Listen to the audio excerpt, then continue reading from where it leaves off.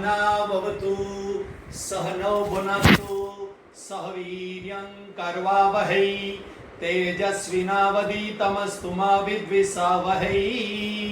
ओम शांति शांति शांति। हरि ओम श्री गुरुभ्यो नमः।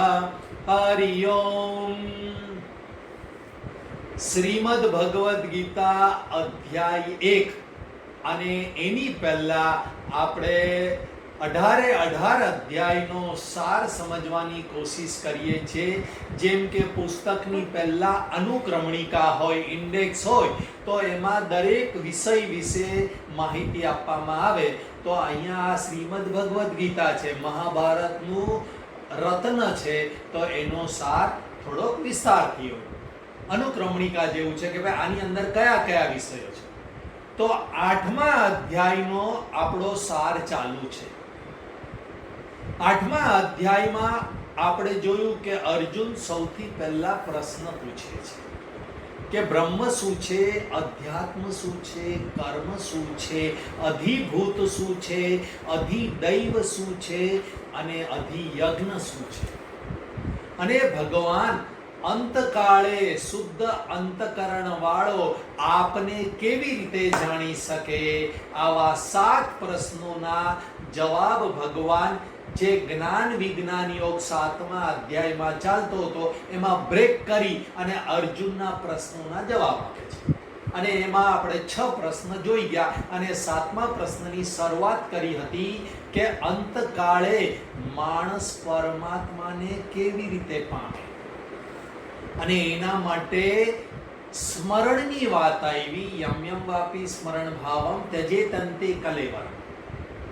અને એની પહેલા ભગવાને કીધું અંતકાલે ચ મામેમ સ્મરણ મુક્ત્વા કલેવરમ। તો આ સ્મરણની 2 શ્લોકમાં વાત આવી।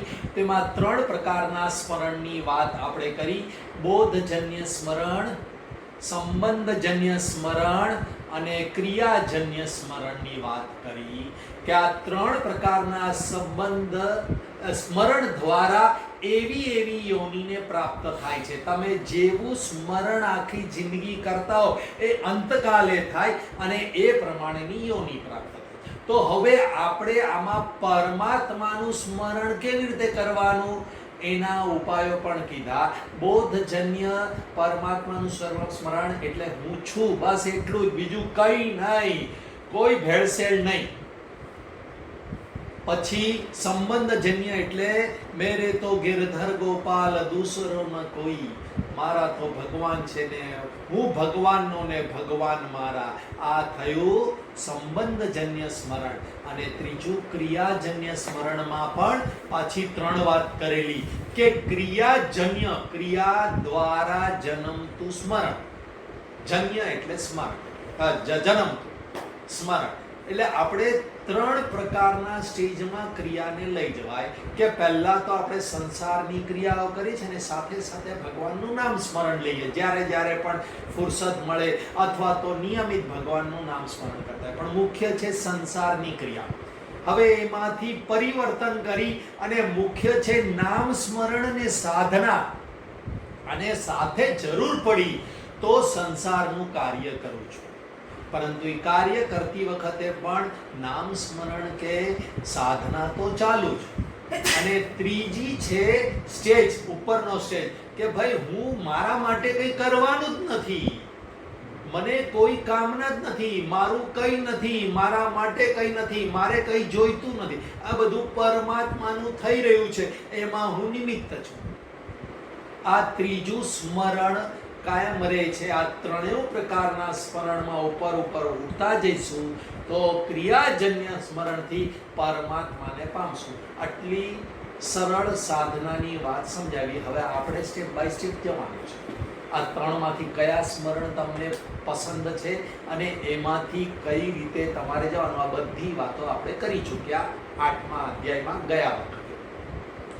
હવે આવે છે કે આ પહેલો વિષય પૂરો થયો કે પરમાત્મા નો માટેના પ્રશ્ન હતા અને એનો પ્રશ્નનો વિષય પૂરો થયો, પરંતુ સ્મરણ એટલે ભગવાન, સ્મરણ ક્યારે થાય, જ્યારે જેનું ધ્યાન કરવામાં આવે। તમને કઈ વાત હંમેશા યાદ રહે? જે ધ્યાનપૂર્વક જોયેલી હોય તે.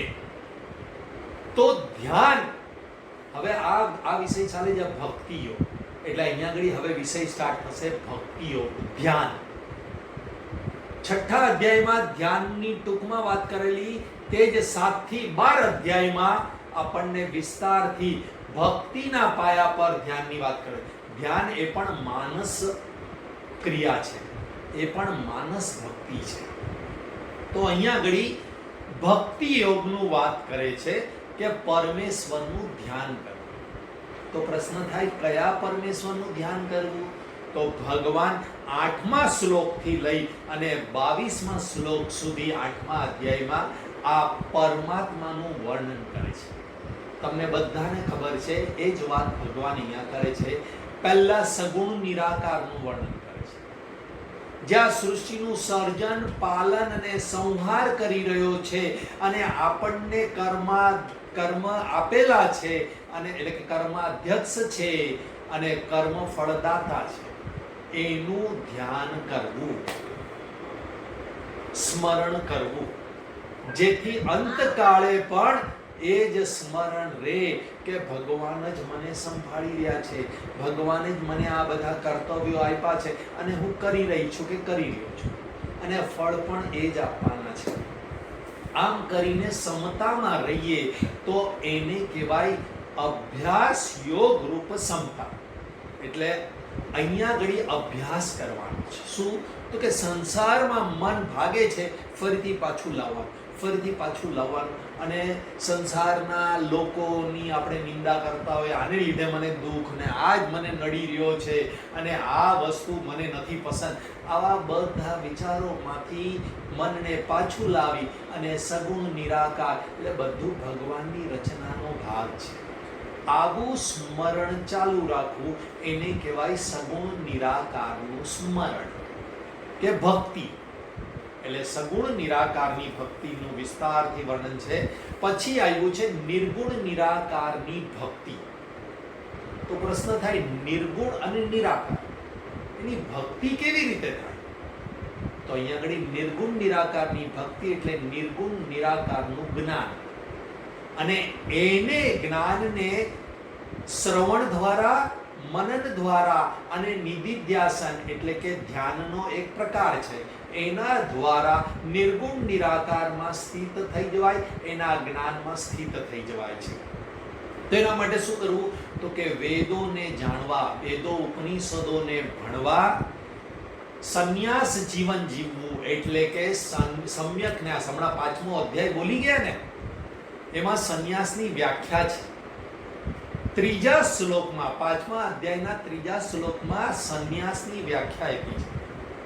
ફાલ્ગુનીબેન બોલો તો જરા શ્લોક.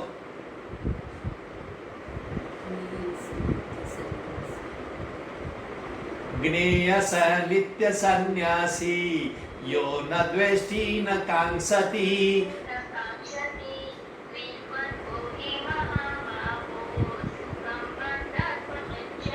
Very good.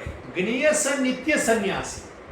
જ્ઞેય એટલે જાણ, નિત્ય સંન્યાસી, નિત્ય સંન્યાસી એને જાણ.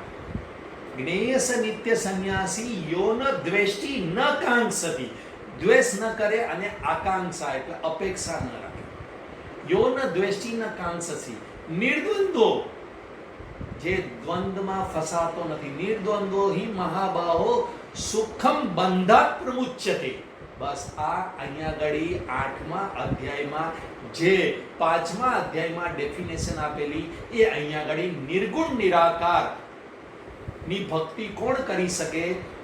તો એમાં એને વાત કરી કે વેદોનું, ઉપનિષદનું અધ્યયન કરવાનું અને સંન્યાસી જીવન જીવવાનું. એટલે આવા સંન્યાસી જીવન એટલે દ્વંદ્વોથી મુક્ત, નિર્દ્વંદ્વ બની અને જે જીવન જીવે એને સંન્યાસી કહેવાય. તો ત્રીજું બ્રહ્મચર્યનું પાલન કરનાર. આ 3 કન્ડિશન કીધી. ઉપનિષદ વેદોનું શ્રવણ કરવું, મનન કરવું, નિધિધ્યાસન કરવું, એટલું કરવાથી ન ચાલે.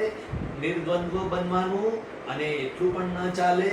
એટલે ત્રીજું એમણે કીધું બ્રહ્મચર્યનું પાલન કરનાર પરમ પદને પામે છે. એટલે નિર્ગુણ નિરાકારની ભક્તિ વિશે 8મા અધ્યાયમાં વાત કરે છે. પાછું 5મા અધ્યાયમાં પણ કીધું આ જે ભક્તિ છે ને એ અઘરી છે. સંન્યાસસ્તુ મહાબાહો દુઃખમ આપતુમ યોગતઃ યોગ યુક્તો મુનિર બ્રહ્મા નચિરેણાધિ ગચ્છતિ. યોગ યુક્તો એટલે કર્મ યોગ યુક્ત, યોગ યુક્ત મુનિર બ્રહ્મા મનન કરનાર, યોગ યુક્ત મુનિર બ્રહ્મા નચિરેણાધિ ગચ્છતિ. તરત નચિરેણા ન અચિરેણાધિ ગચ્છતિ. એટલે અહીંયા આગળ નિર્ગુણ નિરાકારની વાત એ રીતે આવી કે 3 કન્ડિશન તમારી અંદર હોય તો નિર્ગુણ નિરાકારનું તમારું ધ્યાન થાય એટલે કે ભક્તિ થાય. 3 કન્ડિશન બરાબર યાદ રાખજો. પહેલું છે કે વેદ અને ઉપનિષદનું અધ્યયન કરવું, એટલે ગીતાનું પણ આવી ગયું, કારણ કે ગીતા પણ ઇતિ શ્રીમદ ભગવદ ગીતા શું ઉપનિષદ શું એનું અધ્યયન એટલે કે શ્રવણ કરવાનું, મનન કરવાનું, નિધિધ્યાસન કરવાનું. અને પછી સંન્યાસ જીવન એટલે નિર્દ્વંદ્વ જીવન જીવવાનું. અને પછી છે કે બ્રહ્મચર્યનું પાલન. આ સ્થૂળ રૂપે જ બ્રહ્મચર્યનું પાલન, સંયમિત જીવન જીવવાનું, તો જ નિર્ગુણ નિરાકારમાં સ્થિતિ થાય ને તો જ મોક્ષ પ્રાપ્ત થાય. પણ એ અઘરું છે. એટલા માટે આગળ જે કહી ગયા સગુણ નિરાકારનું ધ્યાન કરો, એમાં પણ ગતિ તો એ જ થાય, પરમ ગતિ. પછી આગળ હવે આમાં પણ નિર્ગુણ નિરાકારમાં બધી ઇન્દ્રિયોને રોકી, મનને હૃદયમાં સ્થિર કરી, પ્રાણને મસ્તકમાં સ્થાપી, પરમાનંદ રૂપી યોગ ધારણામાં સ્થિત થઈ ઓમકારનું ઉચ્ચારણ કરતો નિર્ગુણ બ્રહ્મનું ચિંતન કરી શકાય છે. આ બીજી કન્ડિશન.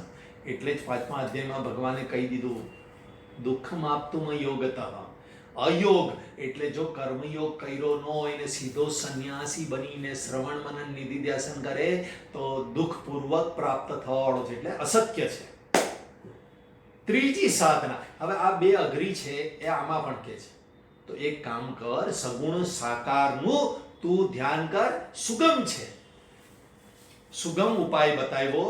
કારણ જો તું સગુણ સાકારની ભક્તિ એટલે કે નિષ્કામ ભક્તિ, અનન્ય ભક્તિ નહીં કરે, સગુણ સાકાર એટલે કનૈયો છે, શિવજી છે વગેરે, એની ભક્તિ, અને કેવી રીતે અનન્ય, એ અને હું અલગ નથી, એ જ મારી અંદર છે અને એ જ અંદર રહીને ચલાવી રહ્યો છે. જે મને બહાર દેખાય છે મૂર્તિ રૂપે, અત્યારે તો મૂર્તિ રૂપે દેખાય, એના ચરિત્ર રૂપે મારા મનની અંદર છે, એ સ્થાયી છે. કનૈયાનું ચરિત્ર મારા મનની અંદર સ્થાયી છે ને એની મૂર્તિ બહાર છે, પરંતુ એ અંદર જ રહીને સંચાલન કરે છે. એટલે અનન્ય, અન્ય, બીજો નહીં. એવી રીતે તું નિષ્કામ ભક્તિ કર, કોઈ કામના વગર કે કનૈયો મારું જીવન સારું કરે, નામ કરે. ના, જો કોઈ કામના કરશે તો આ બ્રહ્મ ભુવનાન લોકાન પુનરાવર્તી નોર્જુન,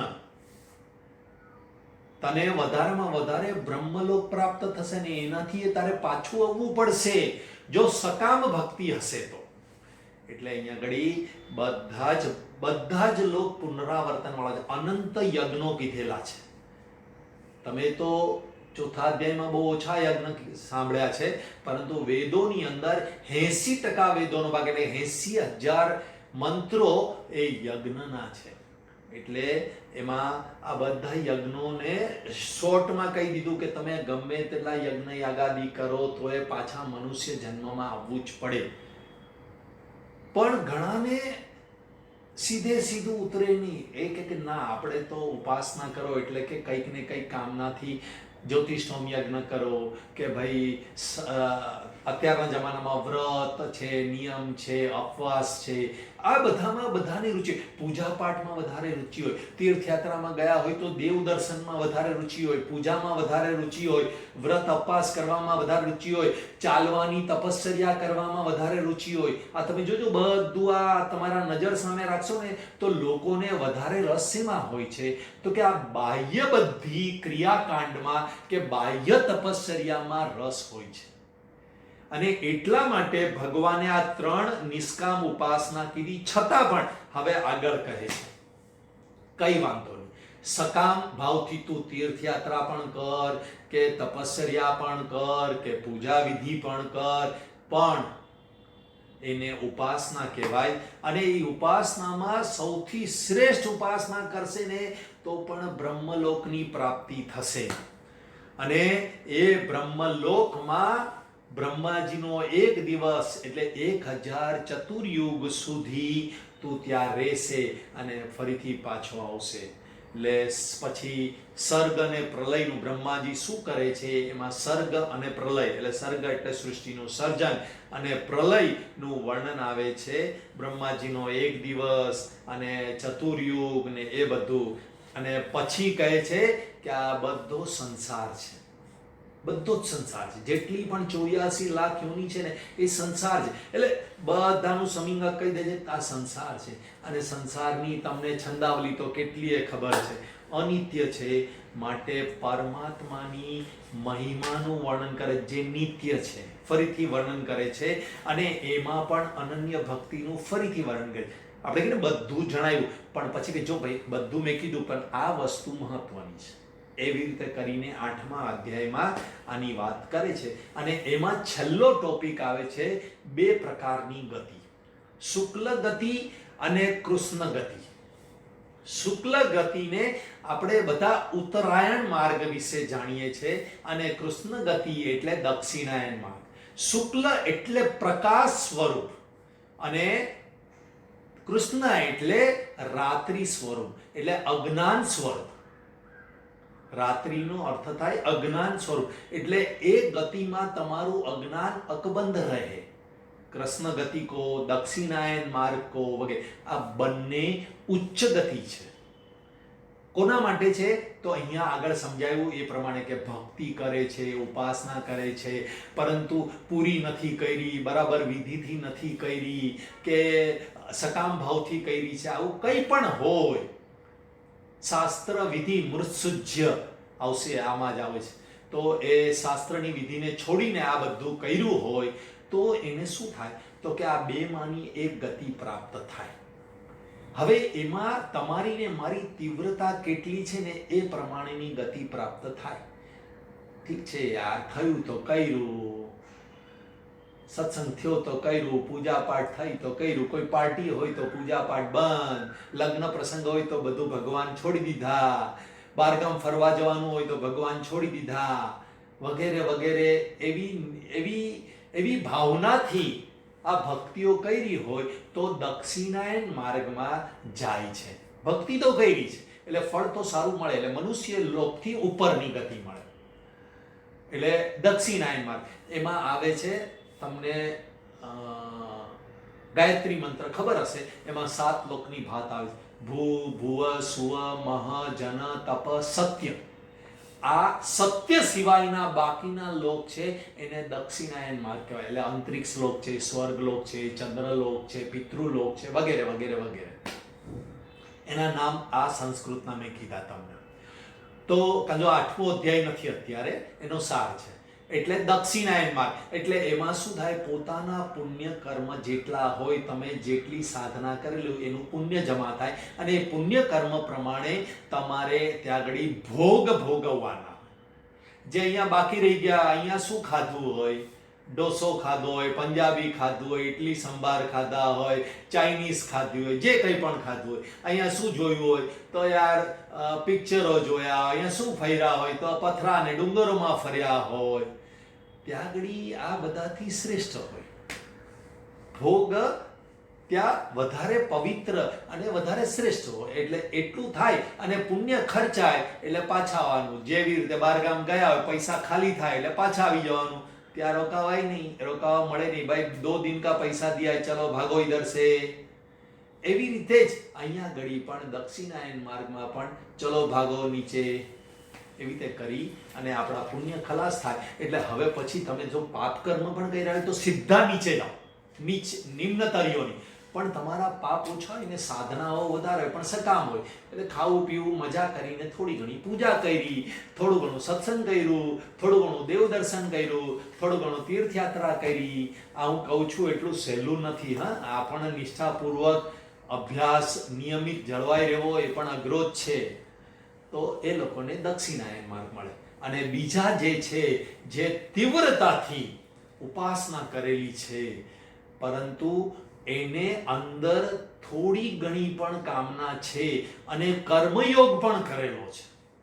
કામના છે કે ભાઈ મારું સારું થાય, ચલો હું સેવા કરું, કે ભલે મને સ્વાર્થ નથી સેવા કરવાનો, પણ ભગવાન મારું નોંધશે, સેવા કરું, ભક્તિ કરું, સત્સંગ કરું, આ બધું છે, પણ અંદર એક મગજમાં એક કોઈક જગ્યાએ એવું છે કે ભગવાન આ બધું નોંધશે અને મારા જીવનને સારું બનાવશે. આવી ભાવના છે, એ જાય છે ઉત્તરાયણ માર્ગ. બહુ સાધના માંગે છે. હું કહું છું એટલું સહેલું નથી. યજ્ઞ યાગાદિ તપસ્યા, તીવ્ર ભક્તિઓ, નિર્ગુણ નિરાકારની ભક્તિઓ કરેલી હોય એ જાય છે ઉત્તરાયણ માર્ગમાં. હવે ત્યાં આગળ શું થાય છે તો કે એ જીવાત્માએ સંસારની કામના નથી કરી, પરંતુ સુખપૂર્વકનું જીવન રહે એવી કામના કરી છે. તો એ જાય છે ઉત્તરાયણ માર્ગમાં, એટલે બ્રહ્મલોકમાં, સત્યલોક કહેવાય છે. અને ત્યાં જાય એટલે ત્યાં શ્રેષ્ઠતમ ભોગો મળે છે. પરંતુ ત્યાં જઈને પણ ભગવાન બ્રહ્માજી એને શ્રવણ જ કરાવડાવશે. વેદ ઉપનિષદનું રોજ શ્રવણ કરવાનું. એટલે અહીંયા ન કર્યું તો એ ત્યાં જઈને કરવાનું. તમે શ્રેષ્ઠ માણસ હોય, સત્સંગી હોય, સજ્જન હો, તો એ ત્યાં જઈને પણ એ જ કામ કરવાનું છે. અને તમારે પ્રશ્ન પૂછવાનો, અર્જુન વાચ, એવી રીતે આપણે જે જીવાત્મા એને પ્રશ્ન પૂછવાનો, સંન્યાસ કર્મણાં કૃષ્ણ પુનર્યોગૈ ચ સંસરસી યત શ્રેય એતયોરેકમ તન્મે બ્રૂહિ સુનિશ્ચિતમ. બસ આવા પ્રશ્નો પૂછવાનો કે ભગવાન બ્રહ્માજી મને હવે સ્પષ્ટ કહો. મેં પૃથ્વી લોકમાં બહુ સ્પષ્ટતા પ્રાપ્ત કરી નહોતી. ગમે તેમ બેઠો હતો, ઓનલાઈન હોય એટલે સાંભળવામાં ધ્યાન ન હોય, સમજવામાં આપણી બુદ્ધિ ન ચાલતી હોય, અડધું સમજાય અડધું ન સમજાય, એટલે પ્રશ્ન પૂછવાનું મન ન થાય, વગેરે વગેરે હતું. પણ બ્રહ્માજી હવે તમે મને કહો, હું તમારી સામે બેઠો છું કે બેઠી છું, તમે મને પ્રશ્નના જવાબો આપો. લાવા અર્જુન જેવા પ્રશ્ન પૂછો ત્યારે બ્રહ્માજી ભણાવે. અને ત્યાં આગળ પણ આ જ ભણવાનું છે. વેદો કે ઉપનિષદોની જેવો જ પ્રશ્નો પૂછવા પડે કે ભાઈ મારું કલ્યાણ કેવી રીતે થાય. યશ્રેય સ્યાત નિશ્ચિતમ બ્રૂહિ તન્મે. મારું કલ્યાણ કેવી રીતે થાય એ મને જણાવો. આ ઉત્તરાયણ માર્ગ એટલે કે શુક્લ માર્ગ એટલે કે પ્રકાશનો માર્ગ છે, જેમાં તમારું ભણેલું જ્ઞાન તાજું રહે છે. અને એટલે ઉત્સુકતા થાય. તમે ધારો કે સોમવારે ભણ્યા આજે, બરાબર છે, અને શુક્રવારનું જ્ઞાન તાજું હોય તો તમને ઉત્સુકતા થાય, અરે આગળ હજી બાકી છે યાર, આ મને અડધું સમજાણું હતું, અડધું નહોતું સમજાણું. એટલે અડધું જે સમજાણું હતું એ મગજમાં છે, અને સોમવારે તમે બેસો છો. એટલે માટે એવી જ રીતે ઉત્તરાયણ માર્ગમાં છે. એટલે બંને માર્ગની વાતો કરે છે. બંને માર્ગને જાણવાનું પણ ફળ છે. તમે કોઈ વાત જાણો એટલે તમને ઉત્સુકતા થાય અને એ દિશામાં ચાલવાનું મન થાય. આ એનું ફળ છે. અને આ અધ્યાય હવે અંતિમમાં ભગવાન કહે છે કે આ અધ્યાયમાં જે જ્ઞાન આપ્યું એને જાણવાનું પણ ફળ છે. તો આ અધ્યાયમાં શું જ્ઞાન આપ્યું? તો કે બ્રહ્મ શું છે, અધ્યાત્મ શું છે, કર્મ શું છે, અધિદેવ શું છે, અધિયજ્ઞ શું છે, અને અંતકાળે કેવી ગતિ થશે, તો મારે આવી ગતિ કરવી નથી, મારે આવી ગતિ કરવી છે. આવા જ્ઞાનનું ફળ શું? તો કે તમારું જીવન બદલાઈ જાય. એટલે આ રીતે ભગવાને કીધું કે આઠમા અધ્યાયને સાંભળવાનું પણ ફળ છે, આઠમા અધ્યાયમાં કીધેલી બે ગતિને સાંભળવાનું પણ ફળ છે, અને એ ગતિથી બહાર નીકળવાનું પણ ફળ છે, એવી વાત કરે છે. હવે આવે છે નવમો અધ્યાય, રાજવિદ્યા રાજગુહ્ય યોગ. આ નામ છે ને, રાજવિદ્યા રાજગુહ્ય યોગ, એ સાતમા અધ્યાયનું જ બીજું નામ છે. સાતમા અધ્યાયમાં જ્ઞાન વિજ્ઞાન યોગ કીધો. તો અહીંયા આગળ એની શ્રેષ્ઠતા બતાડવા માટે, હવે ઘણી વાર બહુ લાંબો સમય થઈ જાય ને, 15 દિવસ 20 દિવસનો ગેપ પડી જાય, એટલે હું કહું છું આપણે છે ને ગીતાનો પહેલો અધ્યાય ભણતા હતા અને એમાં આટલી વાતો કરેલી અને એ બહુ શ્રેષ્ઠ છે વગેરે વગેરે વાત કરતા હોય.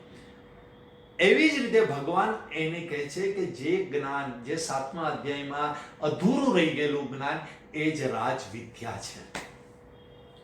એટલે પહેલો વિષય આમાં આવે છે પ્રભાવ સહિત જ્ઞાનનો વિષય. આ 9મા અધ્યાયમાં પણ 5 વિષય આવે છે. પહેલો વિષય છે પ્રભાવ સહિત જ્ઞાનનો વિષય, એટલે જ્ઞાનનો પ્રભાવ દેખાડે છે કે જ્ઞાન કેવું છે. કોઈ વસ્તુની શ્રેષ્ઠતા જણાવો તો તમને એ તરફ ચાલવાનું મન થાય. એટલે એને કીધું આ તો રાજવિદ્યા છે, બધી વિદ્યાઓની રાજા, એને રાજવિદ્યા કહેવાય. પરંતુ સાથે બીજું નામ આપે છે રાજવિદ્યા, રાજગુહ્ય. ગુહ્ય એટલે સિક્રેટ, બધા સિક્રેટોથી પણ શ્રેષ્ઠ સિક્રેટ છે. એટલે હવે આવું નામ આપ્યું, લોકોને થાય યાર શ્રેષ્ઠ વસ્તુ તો મને કેમ ન ખબર હોય, મારે તો જાણવી જ છે. અરે આ તો બહુ શ્રેષ્ઠ, તને ખબર છે? નથી ખબર, મારે જાણવી જ છે. અને બહુ સિક્રેટ છે, ખબર છે? કોઈ કહે ને અરે તને ખબર છે આ બહુ સિક્રેટ વસ્તુ તને કહું, એટલે તરત પહેલા આમ થઈ જાવ, બરાબર, હા બોલ બોલ બોલ બોલ. બસ આ જ સાયકોલોજી ભગવાન વાપરે છે. એ શ્રેષ્ઠ સત્ય છે, સાયકોલોજીની દ્રષ્ટિએ તો વાપરે છે, પરંતુ આ સત્ય છે. કારણ શું કે આ જ્ઞાન એ એમને કોઈને મળે એમ નથી, અને દરેક જ્ઞાન મળ્યા પછી પણ કામનું હોય કે ના કામનું ખબર નહીં. તમે સ્કૂલ દરમિયાન ભણ્યા ભૂગોળ, ઇતિહાસ, વિજ્ઞાન, ગણિત, હવે આ આટલા વર્ષો સુધી ભણ્યા, હવે તમને કોઈ કામનું નથી અત્યારે, તો એ વિદ્યા નકામી. પરંતુ આ રાજવિદ્યા એવી છે કે એકવાર તમને ને મને પ્રાપ્ત થઈ જાય પછી કાયમ માટે ટકે અને એ કાયમ માટે સુખ આપે. જ્યારે ભૂગોળ, ઇતિહાસ કે બીજી કળા, રસોઈની કળા કે સીવણ કલા કે જે કંઈ પણ હોય, વિદ્યા મેળવવાથી કાયમ માટે સુખ ન મળે એવી કોઈ ગેરંટી નહીં. ને એટલા માટે આને વિદ્યાનો રાજા કહેવામાં આવે છે કે જે આ ગીતાની વિદ્યા જાણી લે, જે વિદ્યા હું તને કહું છું એવું ભગવાન અર્જુનને કહે છે, એ વિદ્યા તું જાણી લેશે તો દુઃખમાંથી મુક્ત થઈ જશે. સુખમ બંધાત પ્રમુચ્યતે, બંધનમાંથી સુખપૂર્વક છૂટી જશે.